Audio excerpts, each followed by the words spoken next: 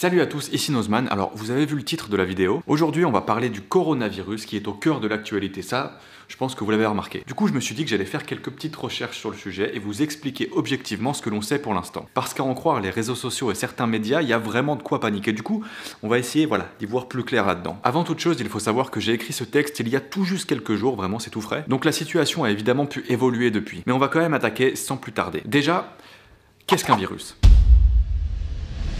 Non, c'est important mine de rien. C'est quoi la différence entre virus, bactéries, microbes, tout ça là ? Le terme microbe désigne en fait plein de choses. C'est pas un terme ultra précis scientifiquement parlant, puisqu'il veut dire donc petite vie et englobe à la fois les virus, les bactéries, mais aussi plein d'autres micro-organismes. Voilà, c'est un peu un espèce de fourre-tout, le terme microbe. Tiens, par exemple. Alors. Non. Ah.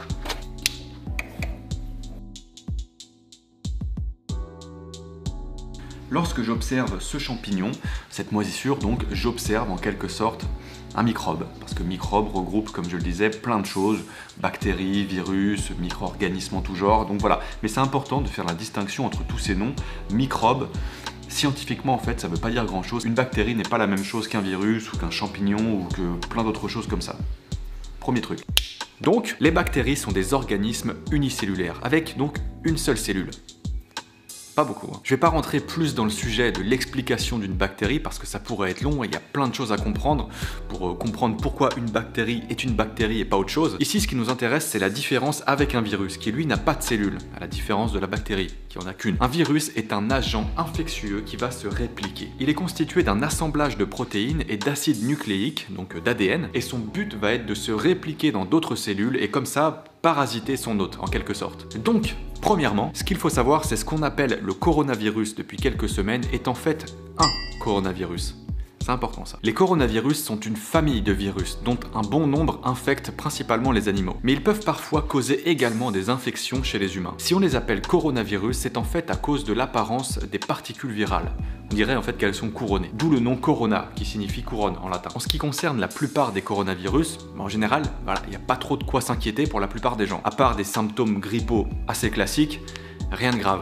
Tranquille. Mais pour les personnes donc immunodéprimées, donc avec un affaiblissement du système immunitaire ou chez les nourrissons, là c'est moins bien. Ça peut évoluer et donner lieu à des complications de type pneumonie, problèmes respiratoires, etc. C'est moins cool. Ok. Alors parmi les 6 types de coronavirus connus pouvant infecter les humains, 2 ont déjà entraîné des épidémies graves, le SRAS et le MERS. Une épidémie de SRAS est apparue en Chine en 2002 et a provoqué une pandémie à partir de mai 2003, répartie dans une trentaine de pays et infectant pas moins de 10 000 personnes. Le virus causa la mort de 774 personnes précisément, d'après l'Organisation mondiale de la santé. Et la majorité des victimes furent chinoises et hongkongaises. Alors si les chiffres semblent évidemment importants, ça fait flipper un peu quand même, il faut savoir que la grippe entraîne la mort de 10 à 15 000 personnes par an. Mais aujourd'hui, tu vois, et seulement en France en plus. Je te parle évidemment de la grippe normale, celle qu'on se refile en hiver, comme ça. Il faut savoir aussi que 85% des victimes de la grippe ont plus de 75 ans, donc prenez soin de vos grands-parents. Finalement, l'épidémie de SRAS a pu être endiguée en juillet 2003 après d'importantes mesures d'hygiène et d'isolement. En France, sur les 437 cas possibles recensés à l'époque, seule une personne est décédée. Le SRAS avait comme origine une chauve-souris insectivore, qui a pu transmettre le virus à l'homme via un intermédiaire, la civette palmiste masquée. Une importante campagne d'extermination fut d'ailleurs menée en parallèle des mesures sanitaires.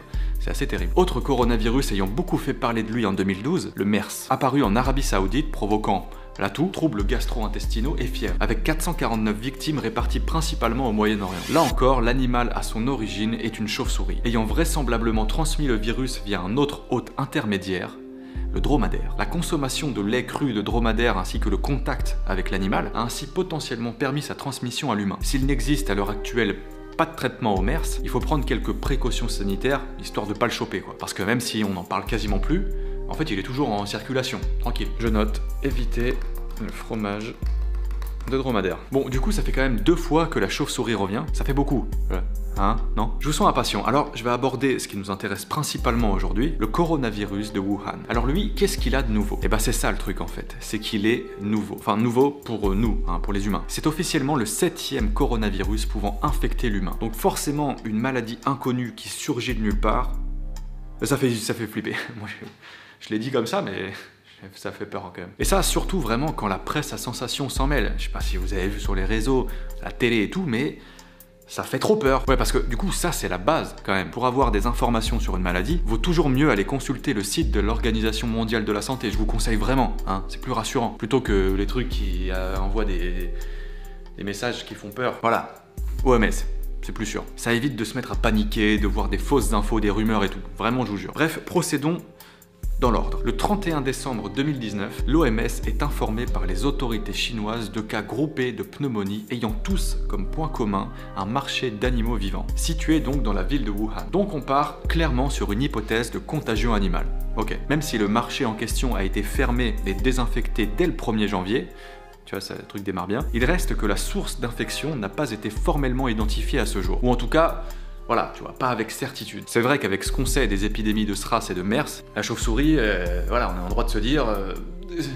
hein, mais rien n'est encore sûr. Ça peut aussi bien être à cause de la chauve-souris directement, ou bien d'un hôte intermédiaire, comme c'était le cas pour les 2 autres coronavirus cités précédemment. Mais bon, a priori, c'est encore un virus de chauve-souris quand même. Il faut savoir aussi que la chaleur détruit les coronavirus. Donc à moins de manger de la viande infectée crue, si on la chauffe ou qu'on la cuit, a priori, il n'y a pas trop de problème. En revanche, même pas besoin en fait de consommer de la viande, puisqu'il suffit d'être à proximité d'un animal infecté pour être infecté à son tour. Tu vois, c'est vicieux. Les choses ont pris une tournure bien différente quand le premier cas de transmission interhumaine a été détecté. Là c'est chaud là. C'est devenu tout de suite beaucoup plus compliqué de contrôler sa propagation. Forcément, à partir de là, tout le monde a commencé à flipper. Il faut savoir pourtant que parmi les gens infectés, une grande majorité ne requiert pas d'hospitalisation. Les symptômes sont les mêmes que pour les autres coronavirus, ou même qu'une simple grippe d'ailleurs. Toux, fièvre, courbature. Ce sont les personnes déjà affaiblies de base qui sont les plus touchées. Les personnes immunodéprimées, comme je le disais, les personnes âgées, etc. En France, à la date du 28 janvier, on comptait 4 personnes infectées par le virus. 3 en région parisienne et 1 sur Bordeaux. Ces personnes ont été immédiatement isolées pour limiter la propagation de la maladie, mais leurs jours ne sont a priori pas en danger. Au niveau mondial, le taux de mortalité des personnes infectées n'est que de 2,39%. Donc ouais, c'est pas la peste noire non plus quoi. Après, faut pas sous-estimer le truc, c'est sûr. Et encore, parce que ça, c'est le pourcentage calculé sur le nombre de personnes reconnues comme officiellement infectées. Il est fort possible qu'il y en ait bien plus que ça en fait, et que du coup le pourcentage soit encore plus faible. À titre de comparaison, tiens, le taux de mortalité du SRAS, le premier là, c'est de 10 à 15%. Tu vois. Et le MERS, 35%. Ouais, donc vraiment, le fromage de dromadaire, c'est mort de chez mort. Hein. Bon après, comme je le disais, on n'est pas à l'abri d'une évolution du virus, évidemment, hein. Faut pas prendre ça à la légère, c'est clair. On sait pas s'il va évoluer et devenir encore plus bourrin, alors faut bien faire attention, évidemment, et prendre les précautions nécessaires. Comme n'importe quel virus respiratoire, le nouveau coronavirus se transmet via les gouttelettes de salive que l'on produit lorsque l'on tousse ou qu'on éternue. Et comme pour n'importe quelle maladie de ce type, les conseils sont de bien se laver les mains, très important, de tousser dans son coude et de pas, éternuer n'importe où, tu vois, calmos. On éternue dans un mouchoir, je sais pas, enfin tu fais ça bien quoi. Clairement, éternuer sur ta pizza avant d'en proposer à tes potes, c'est pas terrible. D'ailleurs, si t'es malade, mets un masque en fait. Ouais, parce que ça c'est un autre truc important. Les masques sont surtout utiles lorsqu'ils sont portés par les personnes contaminées, histoire de ne pas répandre leur maladie partout où ils vont. Si t'es pas malade et que tu portes un masque, bah ce sera pas méga utile pour toi si tu poses ta main sur une barre de métro ou je sais pas où, là où 15 personnes ont éternué avant, tu vois. Après tu vas manger ton petit tacos à main nue, et c'est parti en fait. Bien se laver les mains, attention à là où on tousse, vous connaissez les règles. Dans tous les cas, on est face à une maladie pour l'instant largement moins dangereuse que la grippe. Donc faudrait se calmer un peu. Si les images de mesures mises en place par les autorités sanitaires chinoises sont vraiment impressionnantes, c'est surtout parce qu'ils sont vraiment extrêmes dans leur façon de gérer le problème. Et certains experts pensent que c'est pas forcément la meilleure façon de régler le problème. Isoler des villes entières du reste du monde, on dirait un peu un scénario d'un film catastrophe. Mais bon, ce qui est sûr, c'est qu'après cette vidéo, plus jamais je touche à du fromage de dromadaire. D'ailleurs, j'en ai jamais mangé, je sais pas pourquoi je dis ça. Mais bon, vaut mieux prévenir que guérir. Donc voilà, vous savez un petit peu ce qu'il faut faire, lavez-vous bien les mains, évitez de tousser partout, protégez-vous comme il faut, etc. Mais a priori, il n'y a pas trop de raisons de s'inquiéter. Et si jamais vous voulez vous renseigner un petit peu plus sur le sujet, enfin même beaucoup plus en fait, je vous recommande l'excellente vidéo de Tania Louis qui vient de sortir, où elle rentre bien dans le détail comme il faut. Et comme elle est à la base docteur en virologie, elle sait de quoi elle parle, tu vois. J'espère que cette vidéo vous aura plu ou au moins intéressé et appris certains trucs sur un petit peu l'actu du moment. Paniquez pas trop, voilà, faites attention quand même, on sait jamais. Mais dans tous les cas, tranquille. N'hésitez pas à partager cette vidéo pour la montrer un petit peu à tout le monde et essayer de calmer un petit peu les esprits. Voilà, moi je vous dis à très bientôt. Merci à tous d'avoir regardé jusqu'ici et la science n'attend pas en fait. Salut!